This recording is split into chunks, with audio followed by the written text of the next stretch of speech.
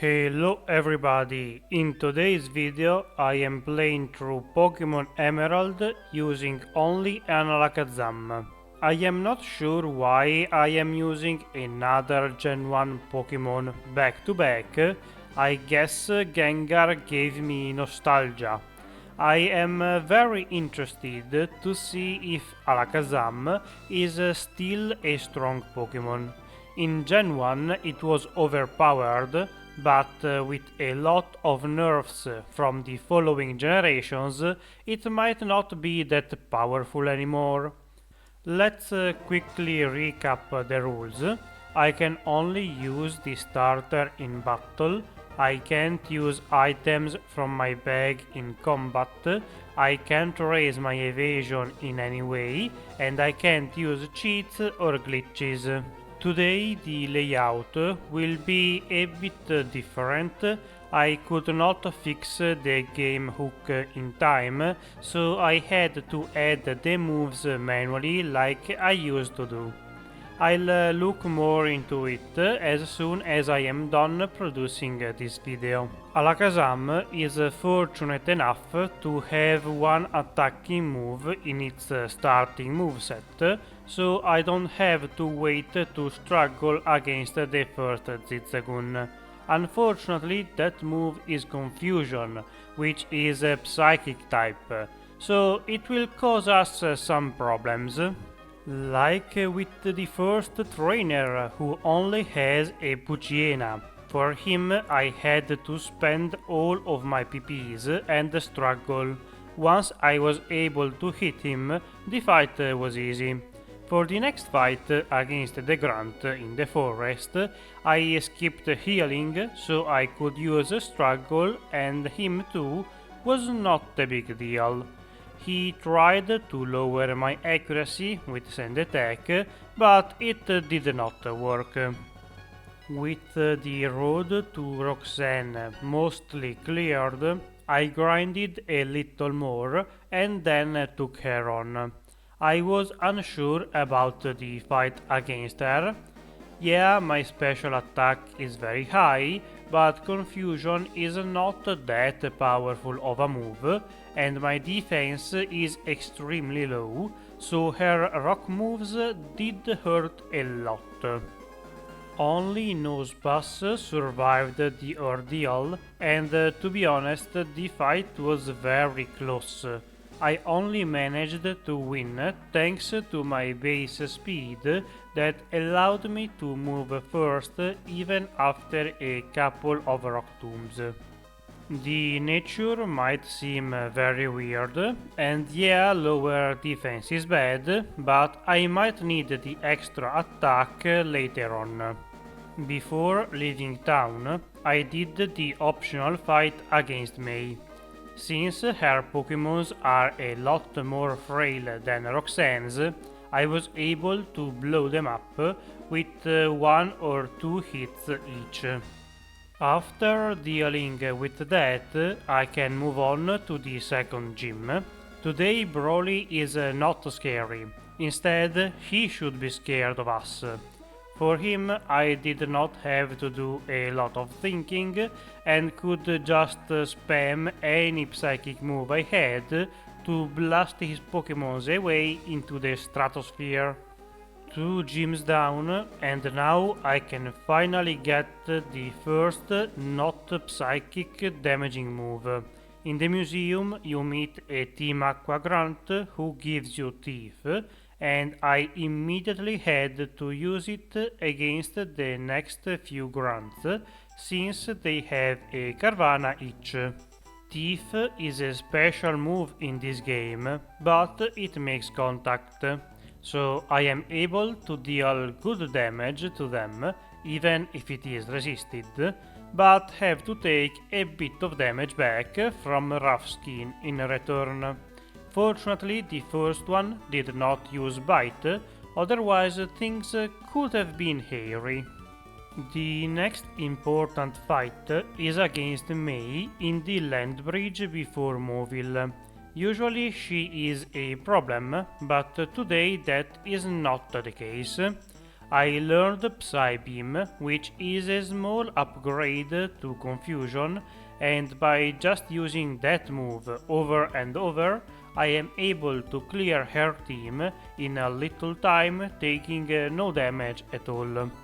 One of Alakazam's major weaknesses in this game is its shallow special moveset.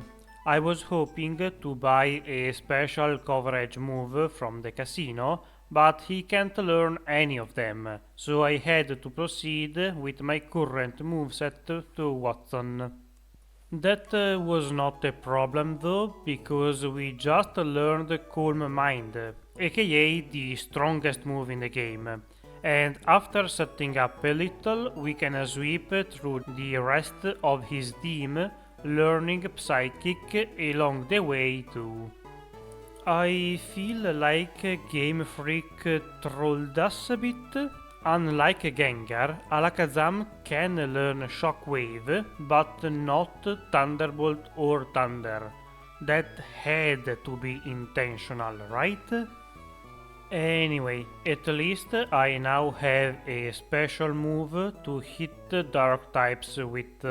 It's not the best, but I can't complain, and thanks to our massive special attack, even a 60 power non-stab move can cut through Max's team with ease. Of course, I had to switch to Psychic for Camrapt, but it's not like he will survive it.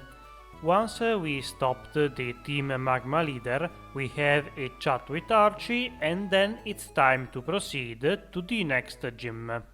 Unfortunately for her, Flannery is not going to have a good day. Psychic is neutral against her whole team, so there is no reason for me to stop clicking that button and demolishing her team in no time. I used one Calm Mind and got crit for it by magnitude, but other than that, the rest of the fight was a cakewalk. Next is Norman, and unlike our previous run, his normal type moves are going to hurt a lot.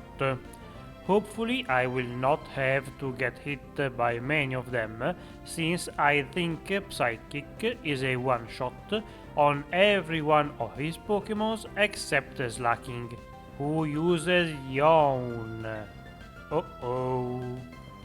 Yeah, this time the sleep was a big problem.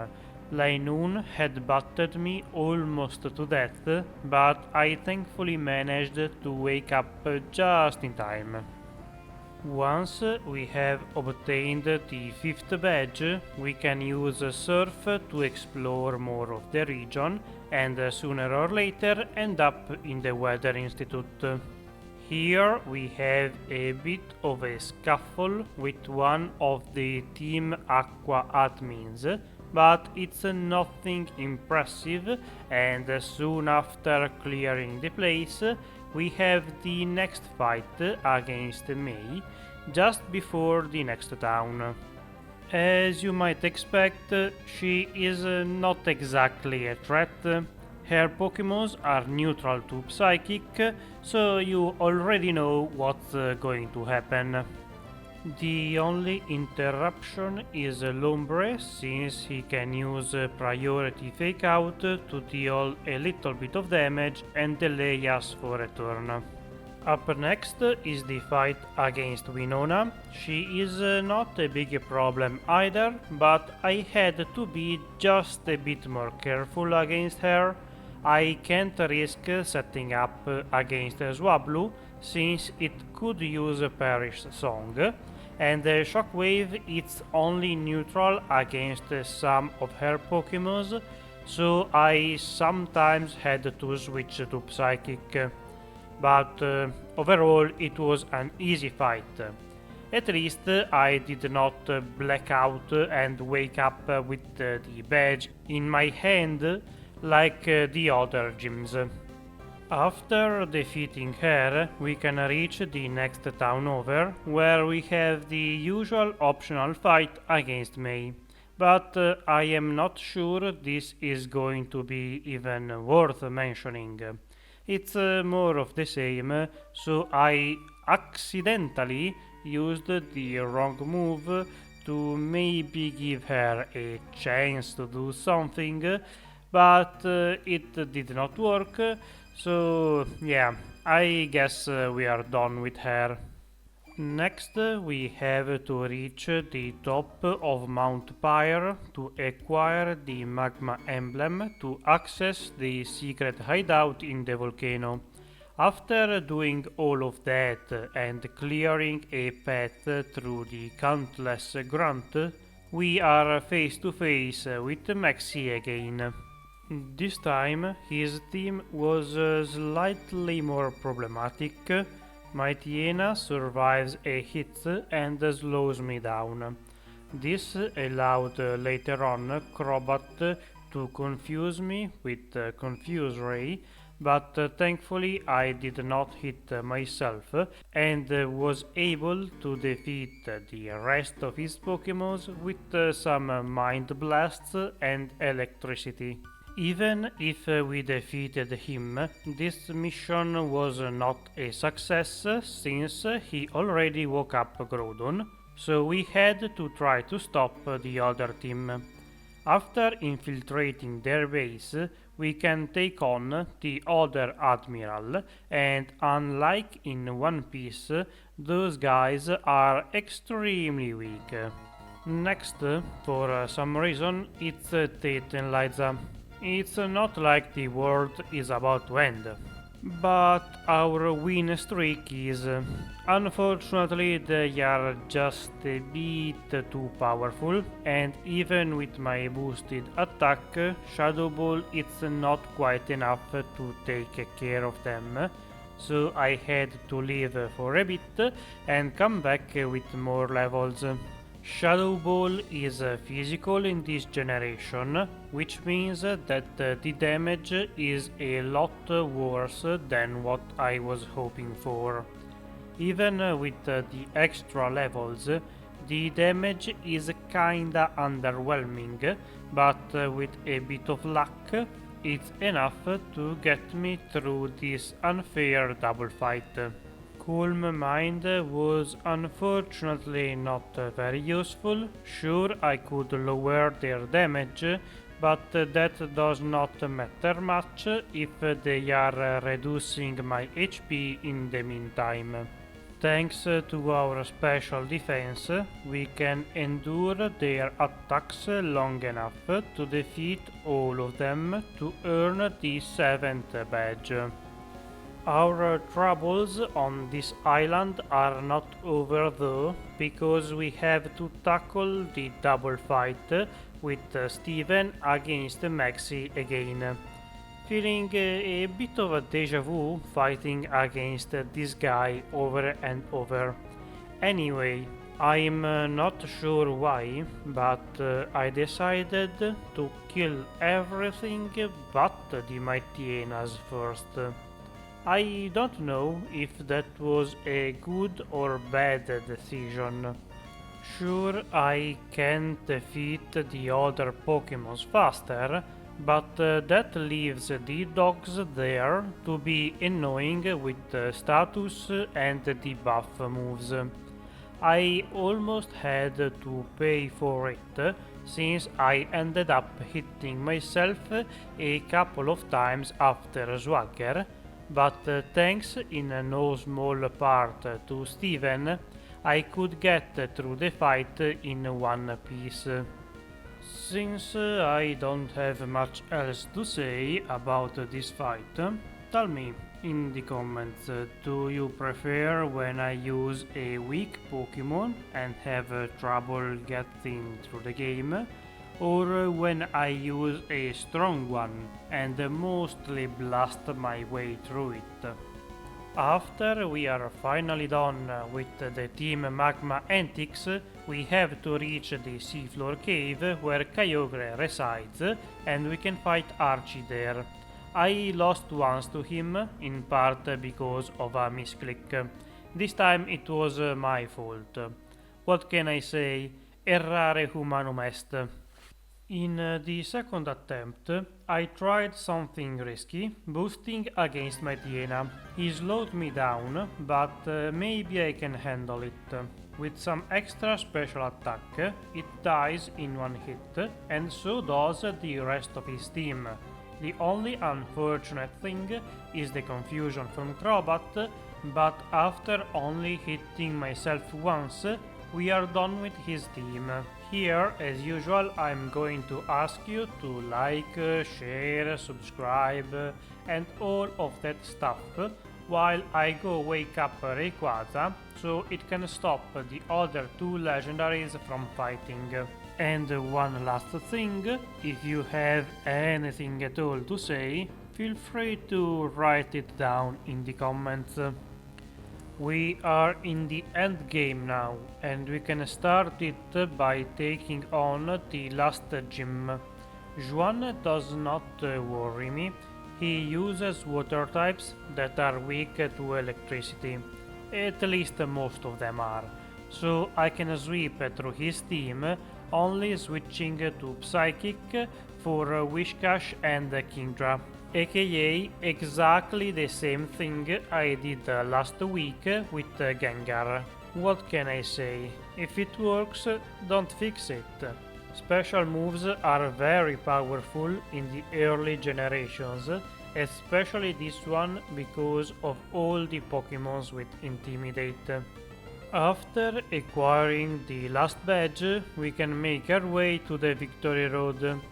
Here, as you might expect, we have the fight against Wally. His team is a lot more powerful than Juan's, to be honest.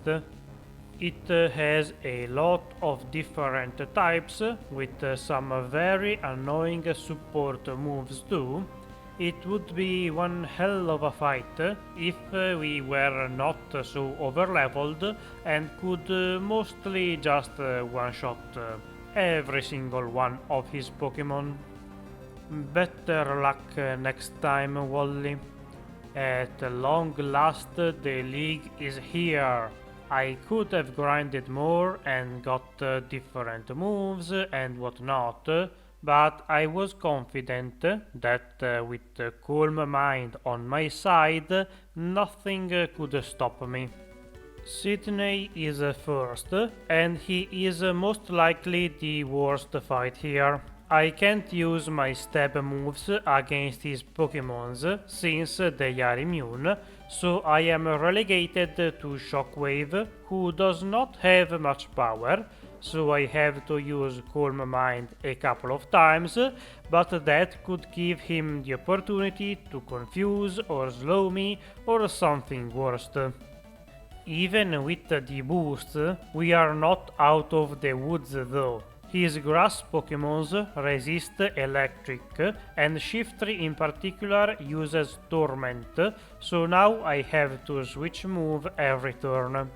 This could have caused me to lose if he attacked, but instead he wasted those 3 turns setting up. After a surprisingly smooth Sidney, I could challenge Pheobe. Here I was a bit torn between using Psychic or Shadow Ball. Ultimately I decided to go for the special route, since I can get one free Calm Mind up, since her lead always uses Protect on turn 1. With a +1 in special, I can defeat every one of her Pokémons in one shot with Psychic, except for her last one, since Sableye is part Dark. Not to worry, Shockwave can deal with that. Next up is Glacia. Her team should not be too big of a deal, but I seem to remember that her Glalie either know Shadow Ball or Crunch, or both. A bit of damage does not worry me, so after defeating the first Celio, I took a turn to set up, and from there it's another easy sweep. I was using the electric move for her water types, but now that I think about it, Psychic has more power considering a stab.